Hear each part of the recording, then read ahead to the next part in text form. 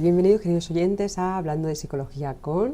Hoy tenemos a Marina Bueno, profesora de la Universidad Complutense de Madrid y especialista en técnicas proyectivas. Hola, Marina. Hola, buenas tardes. ¿Qué tal? Muy bien.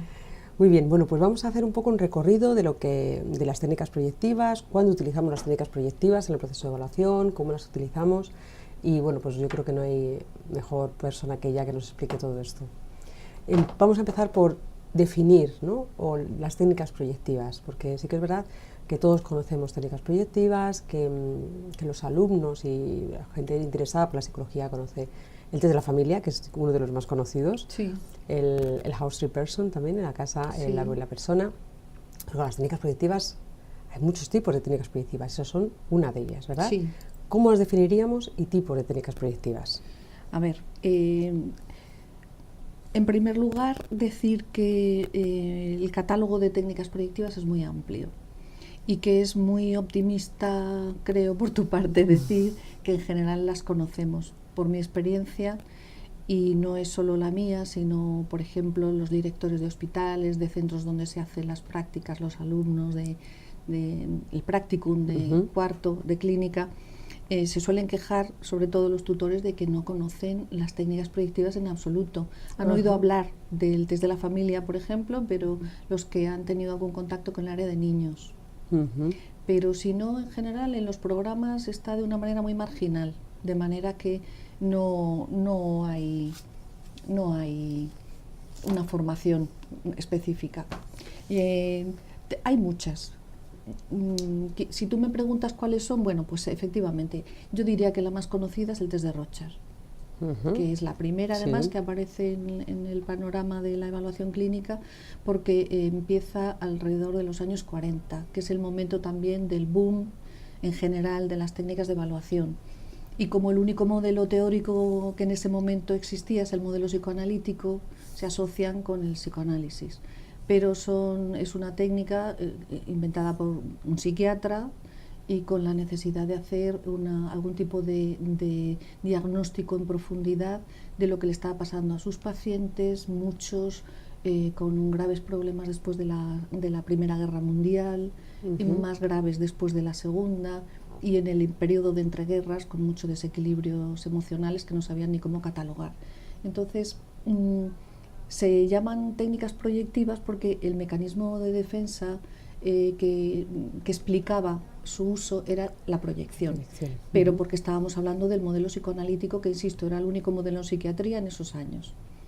En realidad es un término inadecuado, porque no es que se proyecte solamente, es decir, a través de las técnicas proyectivas lo que se puede hacer es acceder, por una parte, a contenidos que no están en la conciencia del sujeto y por lo tanto serían inconscientes. Eso se reflejaría desde la teoría del inconsciente, que pertenece a ese modelo teórico, pero además está la manera de percibir el mundo, de interpretarlo, de organizarlo, organizar los estímulos, tomar decisiones, a través de una serie de estímulos generalmente inestructurados, a los que se le pide al sujeto que haga un esfuerzo por organizar, bien sea, como en el test de Rorschach, manchas de tinta, o bien sean dibujos, como en el de la casa árbol persona, o el dibujo de la familia, o bien son láminas en las que los sujetos tienen que contar historias, es decir, siempre estímulos que están muy poco estructurados, unos más que otros, pero en general son no estructurados, y que se le pide al sujeto el esfuerzo de estructurarlos, con lo cual la información no es solamente una información que respondería a material de tipo inconsciente, sino cognitivo en general, de la organización cognitiva de una persona, cómo ve, cómo percibe, cómo interpreta, cómo selecciona, cómo integra, cómo decide. Todos esos procesos cognitivos se recogen a través de las técnicas proyectivas también. Has dicho al principio dos cosas. Has dicho que se asoció a la teoría psicoanalítica, porque era la reinante era el único modelo teórico que había. Sí. Eso quiere decir que se asoció, pero las técnicas proyectivas no son no pertenecen a ese modelo. La base de las técnicas proyectivas no son solo del modelo psicoanalítico. No. Vale. No, en absoluto. Se asocian con ellas porque en ese momento el único modelo teórico que hay en psiquiatría, que la psicología todavía estaba viendo si se ponía en marcha o no, en la psiquiatría es el modelo psicoanalítico. Y entonces, claro, la terminología, incluso la denominación, técnicas proyectivas, el término lo introdujo Frank en ese momento, el término psicodiagnóstico lo introdujo Rochard en la publicación del test, y de ahí lo hemos tomado. Por eso se asocia psicodiagnóstico con modelos, con las técnicas proyectivas, con el modelo psicoanalítico o incluso con el modelo médico. Y por eso esa reacción en finales de los 70 y sobre todo los 80 de no volver a llamarlos así, por aquello de que el modelo clínico, el modelo psicoanalítico, había que dejarlo a un lado para ir a la evaluación. Ya. ¿Y por qué crees, Marina, que no están tan representadas en los manuales? Quiero decir, sí que en los manuales sí que ha estado muy representada hasta hace relativamente poco, hasta los 80 largos. Sí. Bueno, yo digo poco porque soy muy mayor, pero hasta hace relativamente poco han estado. Ahí están todos los manuales clásicos de evaluación psicológica, incluido BOPES como, bueno, tiene trabajos interesantes presentados sobre técnicas proyectivas nuestra profesora Fernández Ballesteros, que no es dudosa de pertenencia a un modelo, al modelo psicoanalítico, por ejemplo. Han estado en los manuales. Han desaparecido por una razón importante, yo creo, que es que requiere una formación específica. Eso es lo que te iba... Son mucho más complejos en su estudio y entonces requiere una formación específica, mientras que la aplicación de cualquier cuestionario, pues sota, caballo y rey. Y además con las ayudas de la informática, más sencillo todavía, no hay ni que usar las plantillas, se meten por aquí, la propia ordenador lo corrige y devuelve un informe hecho. En cuanto a los tipos de técnicas proyectivas, ¿cuántos o qué tipología Bueno, hay varias clasificaciones. Hay una clasificación muy general que es la de Ansier, que es una de las primeras que hizo esta clasificación en técnicas proyectivas, y luego está la clásica de Fernández Ballesteros, que es la que está en todos nuestros libros de evaluación psicológica, en todas las universidades españolas. Ella lo hace en 5 grupos. En Ansier se divide en 2 grupos.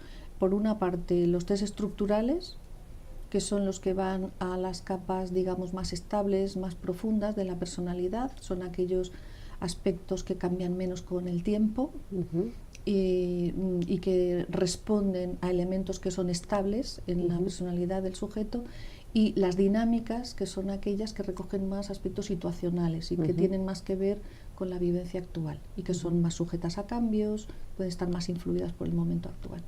En la clasificación es muy general, entonces dentro de esas 2 se engloban las otras 5 que señala, por ejemplo, Fernández Ballesteros, que serían, por un lado, el test de Rochard, que son los test perceptivos, y son técnicas estructurales, y lo que recogen es esos elementos estables. Es un test perceptivo, el de manchas de tinta clásico, con varias series paralelas, que especialmente este test se ha desarrollado mucho a partir de finales de los 70 con las investigaciones del sistema comprensivo de Exner, que es la vertiente más cognitiva de uso del test, con unos índices de validación y fiabilidad muy altos, ha ampliado a poblaciones amplísimas, tienen más de 1 millón de sujetos analizados de variables, que no hay ningún otro test en el campo de la evaluación que lo cumpla, y que es un test, la verdad, muy complejo pero muy interesante. Ese sería un grupo. Otro grupo sería el de las técnicas de apercepción temática, un nombre que acuñó Murray, que es el TAT, el famoso TAT, con versiones también para niños, el CAT, otras versiones más recientes de los años 80, como el test de relaciones objetales, o el test de pata negra para niños, de Corman. Y todos estos son láminas que representan... Sí, lo voy a fotografiar para ponerlos en el... Pues todos ellos representan escenas para adultos o para niños de la vida cotidiana de unos y otros, seleccionadas en algunos casos entre más de 500 láminas para buscar aquellas que eliciten mayor cantidad de respuestas. Y ahí la tarea es, presentando esa lámina, se le pide al sujeto que cuente una historia, que diga que podría ser lo que está representando, que ha pasado antes y que pasará después. El final de la historia. Sí. Entonces, así como en el anterior, la pregunta es qué podría ser esto ante una mancha, sin más, o sea, perceptivo. En este caso es aperceptivo, es decir, que interprete el estímulo, que cuente una historia.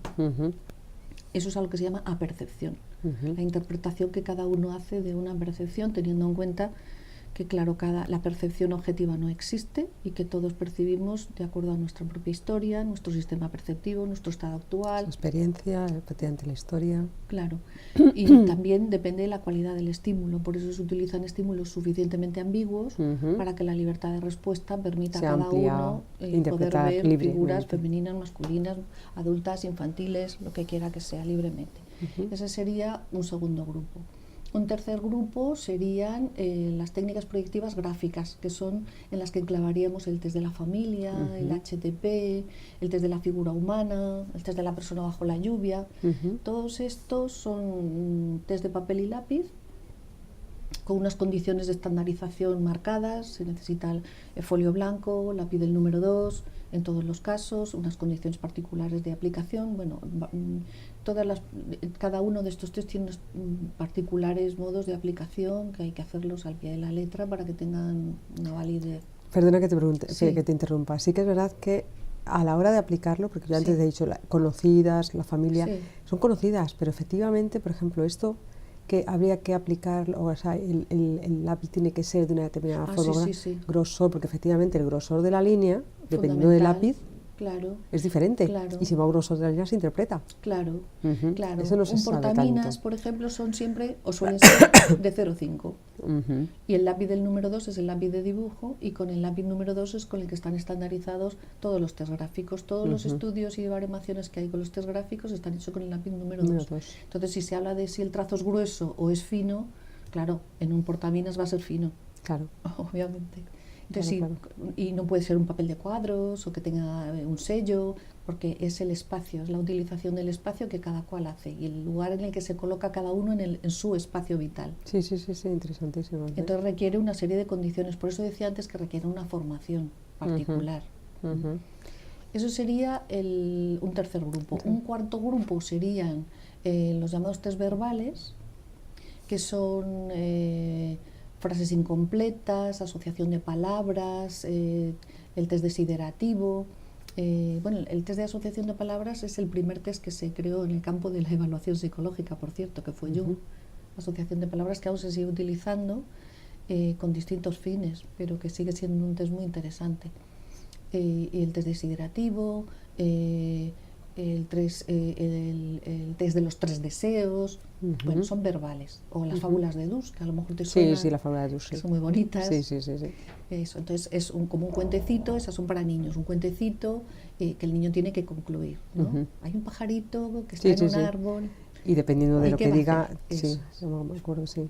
Son muy bonitos también, pero esos son complementarios. Así como los 3 anteriores son bastante fundamentales, digamos, estos serían complementarios en la evaluación o en el diagnóstico. Y luego, por último, son unos test que se utilizan menos, algunos. Uno se utiliza mucho, que es la caja de juego diagnóstica, Sí. que es muy interesante con los niños, porque es el equivalente a lo que sería la entrevista con un adulto. La capacidad de expresión simbólica del niño no va por la palabra, va por el juego o por el dibujo. Y otros como el test de la aldea, el test del pueblo, que son construcciones, son maletas con figuritas que tiene que construir un pueblo. Que está dentro un poco del juego libre, ¿no? Que llamamos. Sí, estaría dentro del juego reglado, porque tiene pautas para su interpretación. Estos serían los 5 grupos generales. Pero el juego libre, ese no o sea, porque... No sé, el juego libre es una técnica diferente. Vale. Estaría dentro de la hora de juego diagnóstica, pero la única reglada y sistematizada es la hora de juego diagnóstica. Es pautada. Tú antes has dicho que una de las razones parece ser por las que las técnicas proyectivas pues no se les da tanta importancia académica. Es por eso, ¿no? Académica, que no clínica. No, por eso, académica, muchas veces. Es porque requiere esa especialización, ¿no? ¿Cuántos años o cuánto tiempo? Bueno, eso es difícil de porque decir. Claro, porque quiero decir, algo que es aunque tenga unas pautas y esté bastante estandarizado, requiere, o sea, no dejamos de estar hablando de interpretaciones, ¿no? Claro, pero basadas en elementos que están previamente establecidos, porque están basados en estudios diagnósticos diferenciales por grupos psicopatológicos hechos a través de diagnóstico psiquiátrico, diagnóstico clínico a través de entrevistas, de observación, con los que se sacan, digamos, baremos por grupos de patologías con los que las respuestas de un sujeto individual se comparan. Entonces, bueno, de acuerdo con esos patrones permiten hacer unos diagnósticos diferenciales, unos más que otros, los estructurales especialmente, que son muy ricos y que por otro procedimiento no lo puedes encontrar, entre otras cosas porque son técnicas encubiertas, son técnicas camufladas, el sujeto no sabe qué es lo que se espera de él, con lo cual la deseabilidad social o el sesgo en las respuestas tiene una incidencia mínima. Es imposible falsear una respuesta porque puedes intentar falsear un punto, pero el conjunto de datos dan una información que directamente no es accesible. Por ejemplo, todos los que trabajan con niños, por ejemplo, que han sufrido o que sufren abuso sexual, saben que el niño no informa nunca directamente, no puede, pero en cambio lo dibujan y lo dibujan muy claramente. Sí, y también lo expresan a través de los juegos, juegos, efectivamente. También, pero a través de esos procedimientos, a través del juego donde no saben lo que están retransmitiendo, porque no es suyo, es de unos personajes que están fuera o en unas láminas o en un dibujo. Entonces permite la expresión de contenidos internos que son peligrosos o que son temidos o que son o que necesitan tener fuera de la conciencia, sin sentirse perseguidos o sin tener que dar una buena imagen o sin saber lo que están diciendo en realidad. Por eso también se les teme un poco. Claro.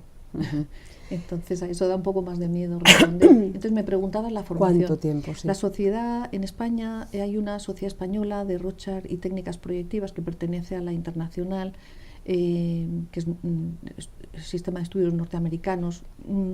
Los cursos reglados de la asociación requieren un mínimo de unas 150 horas de formación, que por otra parte es el mínimo que exigen también las sociedades de psicoterapia para hacer el reconocimiento como psicoterapeutas en los cursos. Es un mínimo de 150 horas, repartidas pues dependiendo de la intensidad de los cursos. Desde luego, cursos intensivos de fin de semana, yo no se lo recomendaría a nadie. Que los hay. Sí, yo eso no se lo recomendaría a nadie. En juicios, por ejemplo. En juicios, o sea, quiero decir, en contextos en los que las decisiones son...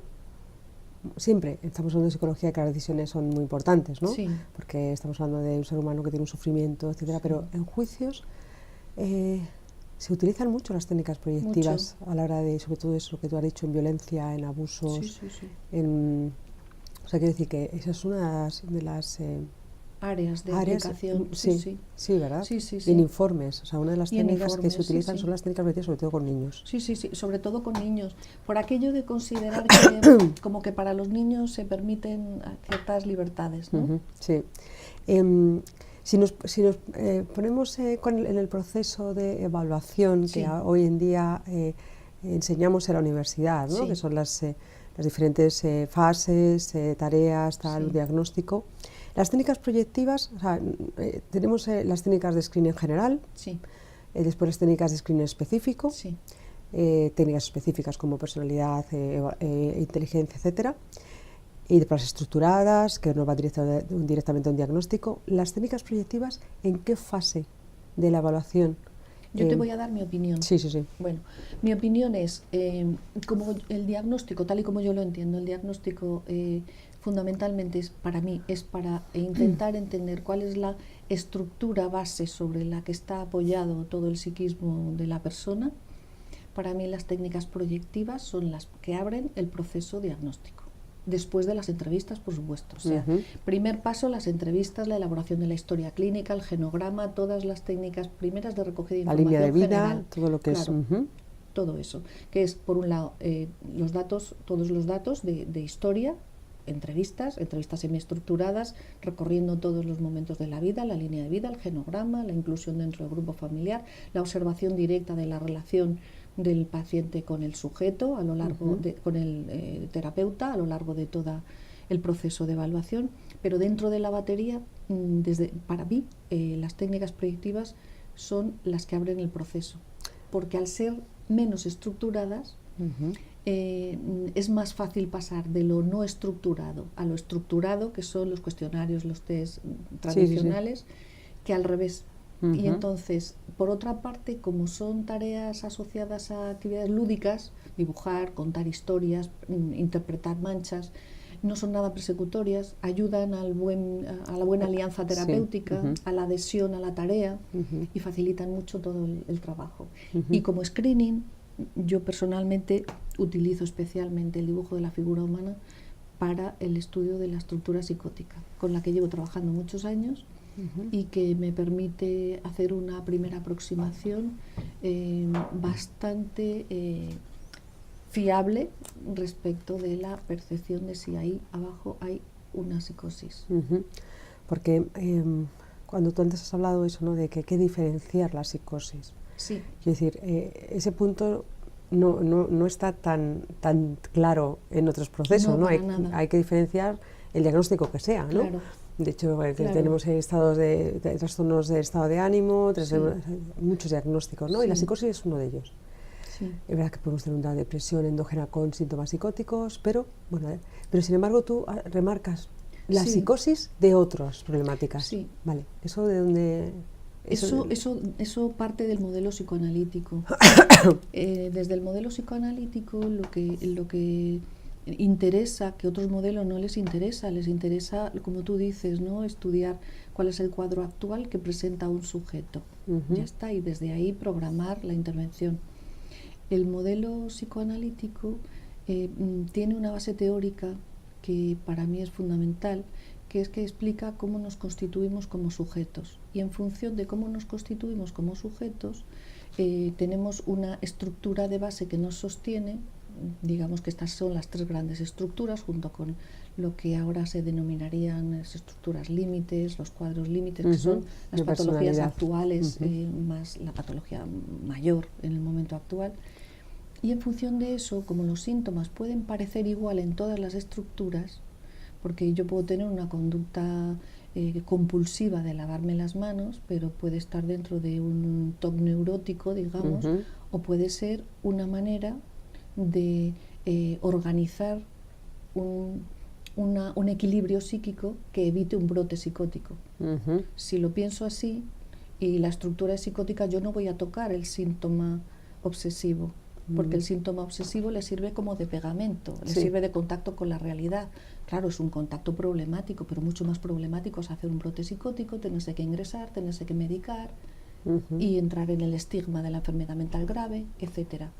Entonces, los síntomas aparentemente iguales, yo en principio creo que no se deben tocar hasta que se sepa cuál es su función, qué función cumple cada síntoma, porque cumplen funciones muy diferentes. Y en función de eso, se tocan o no se tocan, o se tocan de una manera u otra. Claro. Entonces, sí, yo hago hincapié en eso, por eso decía que me sirve muy bien para hacer esa primera discriminación, porque el dibujo de la figura humana, que lleva 80 años de investigación, y yo concretamente llevo muchos años recogiendo material de esquizofrenia y de cuadros de esquizofrenia paranoide. Es que es un screening estupendo. Hay unas cuantas variables que son casi exclusivamente aparecen en estos cuadros. Entonces, bueno, es un primer indicador de algo que puede estar ahí y que me permite orientar el resto del estudio para confirmar o desechar la hipótesis. ¿Estamos hablando de qué edad? Cuando dices porque la figura humana... la figura humana cuando se estabiliza el dibujo se estabiliza el dibujo de la figura humana más o menos alrededor de los 12 años, es cuando ya a partir de ahí ya no hay más cambios, pero en cambio todo el tiempo anterior se va organizando el dibujo igual que se va organizando el cuerpo, por partes, digamos, es una justaposición de partes. Tú ves a un bebé que coge un pie, se lo mete en la boca, se lo muerde y llora, y no sabe por qué está llorando, pero es que se lo está mordiendo y se está haciendo daño, porque no considera que ese pie forme parte de su cuerpo. Porque, claro, es un sumatorio. En este momento me interesa la boca, pues soy boca. Ahora me interesa no sé qué porque estoy mirando, soy ojo. Igual que no distingue si él es él o es el pezón de la mamá cuando está dando de mamar, pues tampoco sabe ese pie que se muerde porque le duele, si no lo asocia. Entonces, la construcción del cuerpo es lenta. Y eso lo vemos, por ejemplo, se ve muy bien también en la construcción de la identidad sexual, en en la construcción de la identidad transexual o en los conflictos de identidad sexual. Se ve como en ese proceso de ir incorporando simbólicamente elementos van apareciendo lentamente estas cosas, y que primero son puramente imaginarias, como por ejemplo diferenciar niño o niña porque tiene el pelo largo o lo tiene corto, o porque tiene falda o tiene pantalón, y luego muy posteriormente, ya a partir de los 8 en adelante, empiezan a aparecer otros rasgos sexuales que son realmente más simbólicos, menos desde la imagen, que es la forma del cuerpo y otras verbalizaciones asociadas, ¿no? Entonces, bueno, esa construcción se ve muy bien. También se ve lo contrario, porque con los dibujos también se ve en los procesos de involución cómo se vuelve a desorganizar el cuerpo. Entonces, los gráficos, por ejemplo, el test del dibujo de la figurona permite ver eso muy bien. Es muy interesante. Todos los 5 tipos que has dicho de test, o sea, de técnicas, ¿son para ambos, para adultos y para niños? No. Hay unos que son para niños solos. ¿Cuáles son? ¿Los tienes? ¿Has tenido alguno que son solo para niños? Sí. Y así vamos ya viendo a los diferentes tipos. Unos cuantos. De hecho, he venido aquí con la maleta puesta. Gracias. Por si los querías. Ahora hago una foto para colgarlos. A ver. Bueno, he traído unos cuantos, claro, porque tampoco, vale, tampoco tengo el Rorschach. Este es el test de Rorschach. El test de Rorschach el test de Rorschach es para adultos y para niños. La versión, ¿Niños a partir de? El sistema comprensivo de Exner se aplica a partir de los 6 y se puede aplicar hasta todas las edades, a partir de esa edad. Y este es de los que hemos llamado test estructurales. Sí. Y aplicación para ambas edades. Mira, el CAT, por ejemplo, este es el test aperceptivo para niños. Sí. Entonces, bueno, hay 3 formas, con figuras animales, otras lo mismo, pero con figuras humanas, que es muy feo, para mi gusto. Y aquí es donde el niño tiene que decir lo que ha pasado antes y después. Eso es. En este la consigna es que podría ser esto, y es una interpretación. Porque además es importante también fundamental la consigna. Sí, y es importante también cómo la persona coge Claro, ¿qué es lo que la hace? lámina y qué es lo que hace, los movimientos que hace, para ver cómo lo ves, si lo ve en esta posición, ¿y el tiempo? O al revés, o lo gira, no. Hubo muchos estudios con los primeros sistemas de Rorschach donde el tiempo de reacción se medía. Con la investigación de Exner, lo que pudo llegar a concluir después de casi 40 años investigando es que no aportaba nada el estudio del tiempo de reacción. Pero, por ejemplo, ¿cuánto tiempo se deja a una persona una lámina? Lo que necesita. Pero si, no hay tiempo límite en ningún test proyectivo. Eso es importante. Ninguno. No hay nada. No. Pensando yo en algunos pacientes, ¿no? que puedo tener. Los pacientes, por ejemplo, con rasgos obsesivos, pueden estar mucho tiempo. No, lo que hay es un límite de respuestas. Ah, vale. Entonces, a partir de un límite de respuestas, también en la investigación se ha comprobado que por encima de ese número de respuestas, el protocolo sustancialmente no cambia. Vale. Lo que cambia es el cansancio del que lo está recogiendo. Claro.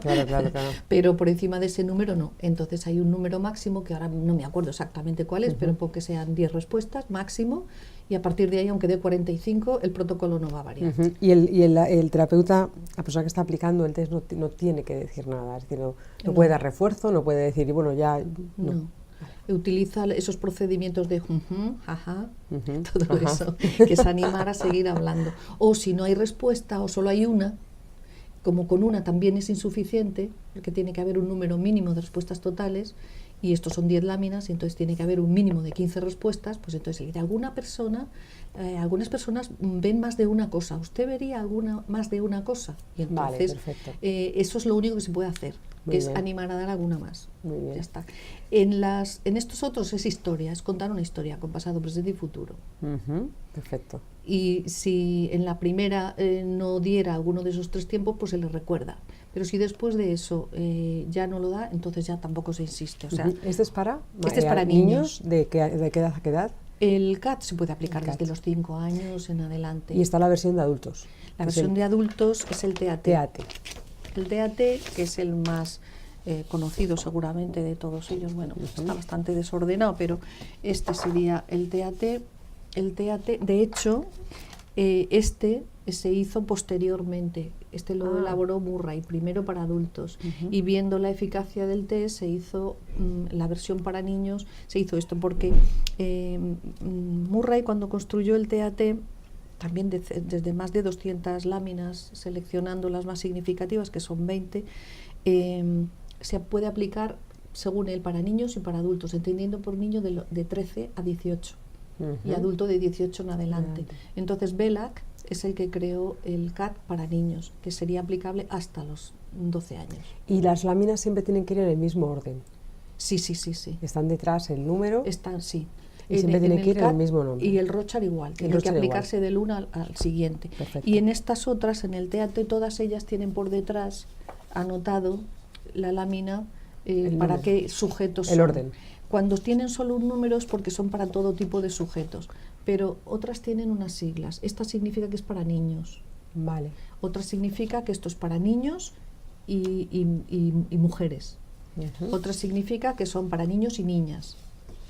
Para niñas y mujeres. O sea que hay una serie de láminas, dentro del conjunto se seleccionan las que son para niñas y mujeres, las que son para mujeres solas, las que son para mujeres y hombres, y para cada grupo son 20.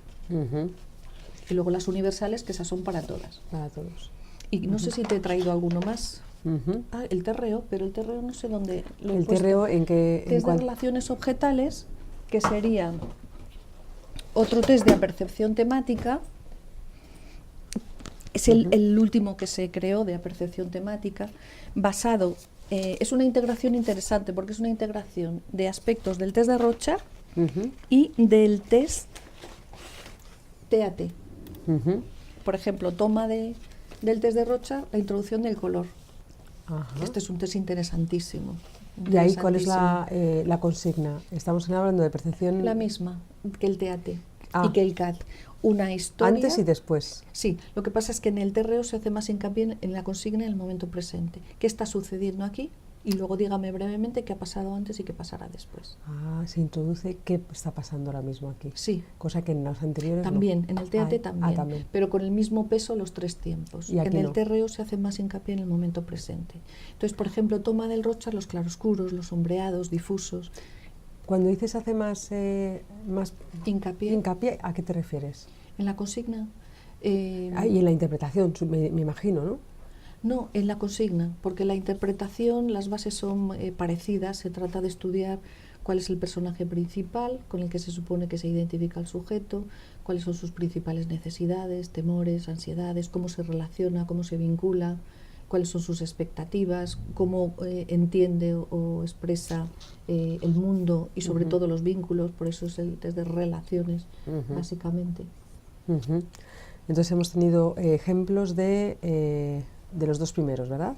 Y tendríamos los perceptivos y los a percepción temática. Sí. Y tendríamos los gráficos, que serían el test de la familia. Sí. Bueno, creo que también te he traído algún dibujo del test de la familia. A ver. Bueno, y te he traído dibujos que me parecen también muy interesantes de abuso. Lo que pasa es que estos, a ver, mira, por ejemplo, este es un dibujo bastante terrorífico de una exposición que hizo en Madrid, se hizo en Caja Madrid, sobre niños abusados, donde se puede ver precisamente eso, características que en el dibujo de un niño no aparecen jamás, como por ejemplo los órganos genitales, ni de broma, nunca. Y bueno, o este otro que también me parece bastante espantoso. Estos son de esa exposición que te digo, de Caja Madrid, que si lo vas a poner en algún sitio tienes que citar que es de ellos, claro, sí. Bueno, es que hay algunos que son terroríficos, a mí me dan... ¿Y de qué edad? De 7 años. Nuria, 7 años. En ese años. Caso sí, pero mira, esta niña, por ejemplo... Pero fíjate, Nuria, 7 años, es una niña, o sea, realmente el dibujo es una niña. Es su papá.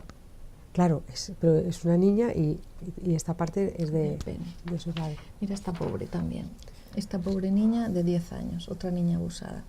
El dibujo del cuerpo, bueno, la tristeza, la angustia, el dibujo del cuerpo, la presencia de los órganos genitales, los sombreados, es todo una expresión de un dolor y de una invasión. Aparte, fíjate, aquí dibuja incluso a alguien que la está sujetando. Sí, sí. Bueno, realmente está atada. Es el abuso. Es la imposibilidad de hacer nada. ¿Y esto que pone aquí lo pone la niña también? Sí, este es Lelo. Sí. que supongo que es la denominación que le da.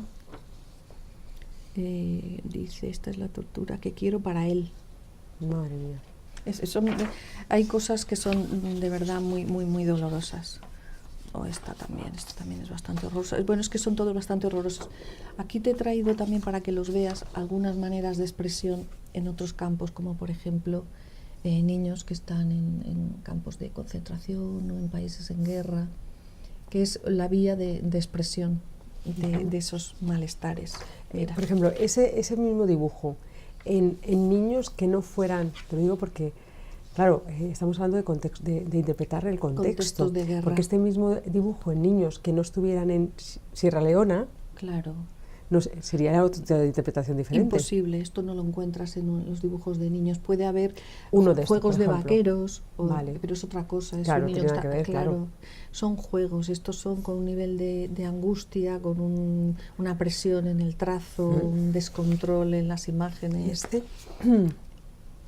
Pues otra situación de agresión. Fíjate qué escena. Madre y mía. Una casa que arde, que estalla. ¿De qué edad? Esta es, a ver, pues mira, ahora mismo no lo sé.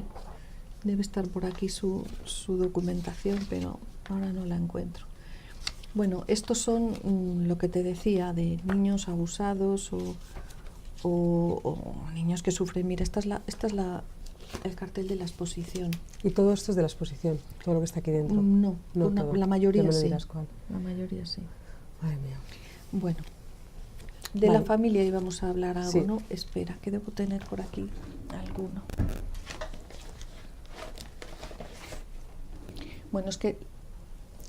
Entonces, lo que vamos a hacer, la familia, y lo último sería los verbales, ¿verdad? Sí, pero los verbales es eso, con lo que te digo, es contar cosas, terminar historias, completar frases. ¿Cuál es el test de dibujar un animal, ponerle un nombre y hacer una historia con él? El test del animal, de Levi. Sí. ¿Cuál sería? ¿El de los gráficos? De los gráficos. Porque como también es verbal, sí. Porque al final le dices al niño que te cuente una historia. En ese sentido todos son verbales. Todos los test gráficos, cuando se terminan, tienen que contar una historia. Tiene que contar una historia, tanto en la familia también. Vale, y entonces tendríamos... Y se analizan los dos planos, el gráfico por un lado y el verbal. El verbal daría el más adaptado a día de hoy. El gráfico da los aspectos más primitivos. Hay que estudiar conjuntamente. Vale, y el último me dijiste que era el de la caja de... La caja de juego. La caja de juego diagnóstico. Sí. Y aquí estarían las de las marionetas o el esto del pueblo, ¿no? Bueno, hay distintas cajas. Y de hecho muchos clínicos lo que hacen es que se construyen su caja en función de los elementos que más les gustan. Tú hablabas de las marionetas, por ejemplo. Otros les gustan más materiales inestructurados para que los niños los estructuren, trozos de tela, trozos de bolas de algodón, lanas. Otros elementos que aparecen son elementos de comunicación, telefonitos, móviles, de juguete, para favorecer eso, elementos de transporte, grupitos de familias de animalitos, familias de personas, abuelos, padres, niños. Que tú me decías antes de empezar esta entrevista que habías notado que efectivamente pues no se da mucha importancia a las técnicas proyectivas, por la razón que antes has hecho. Pero sin embargo dan muchísima información y más información que no podemos obtener de otros cuestionarios, de otros test que sí que son más utilizados, aunque también te digo una cosa, últimamente se está centrando todo en la entrevista. Es que la entrevista es fundamental. Es fundamental. Es la única técnica insustituible, es la única. Sí, pero no es... que hablaba también el otro día con Isabel Calonge, la profesora que Isabel Calonge en la calle, pero no puede ser la única. No. Y sí que es verdad que últimamente no paso cuestionarios. Yo con la entrevista ya tengo suficiente. O sea, sí que se ha ido de muchos tests. Cuando decías tú antes, no es que las técnicas proyectivas... bueno, pero los cuestionarios y los tests tampoco están de moda. Tampoco están tanto de moda. Yo creo que sí. Yo creo que sí, sobre todo porque como la necesidad es la de dar un diagnóstico con siglas de SM, pues lo tienen que justificar habitualmente a través de cuestionarios estándares que generalizan, yo creo que cada vez nos centramos más en la entrevista solo y en cada vez menos cuestionarios. Sí, yo creo que la única técnica insustituible es la entrevista, pero creo que se debe complementar, desde mi punto de vista, se debe complementar con las técnicas que nos permitan acceder a aspectos que si no pueden estar camuflados a través de las palabras, y que a veces los vemos a través de las técnicas proyectivas, pero a veces necesitamos también las técnicas psicométricas para comprobar hipótesis. O sea que en realidad tendría que ser multimétodo. Ambas, efectivamente, eso es, Claro. es lo que digo yo a mis alumnos, multimétodo. Claro.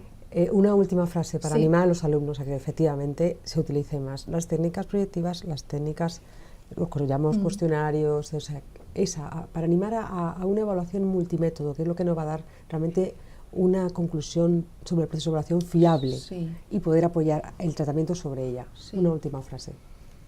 Pues sobre que las sí, que técnicas soy partidaria de las técnicas proyectivas, absolutamente. A mí las técnicas proyectivas me parece que aportan lo que ni una entrevista ni unas técnicas objetivas pueden dar, que es lo más propio, lo más genuino, lo más idiosincrásico de una persona. Y como el diagnóstico es el estudio del uno por uno, a mí la comparación intrasujetos o intersujetos me parece muy bien, pero me interesa mucho como clínico cuál es el equilibrio interno de un sujeto, lo intrapsíquico, y cómo esas variables están organizadas dentro de su psiquismo. Y las técnicas proyectivas ayudan en ese conocimiento. Muchísimas gracias, Marina. A ti. A ti.